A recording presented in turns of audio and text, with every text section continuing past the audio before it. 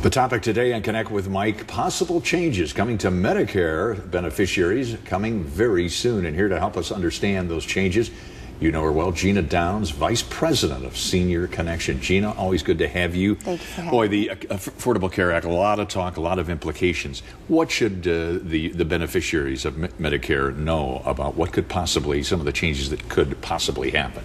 Well, there's actually quite a few provisions in the Affordable Care Act that apply to the Medicare beneficiaries.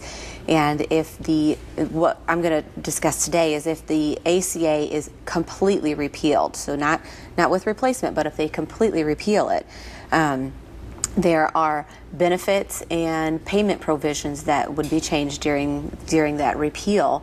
And one of the big things with Medicare, they have changed the payment model to hospitals, doctors, Medicare Advantage plans. With the ACA, it was lowering those costs, making it more of a quality care, lowering hospital readmissions, giving them bonuses for that. If they repeal the ACA, all of those costs are going to increase for the Medicare Trust Fund, thereby potentially increasing out-of-pocket cost for Medicare beneficiaries. Higher Part B premiums, higher Part A and B deductibles and co-payments. So is it, and I think part of the discussion has been, they don't want to, am I correct? They may not repeal everything, but they certainly want to change a great deal of it.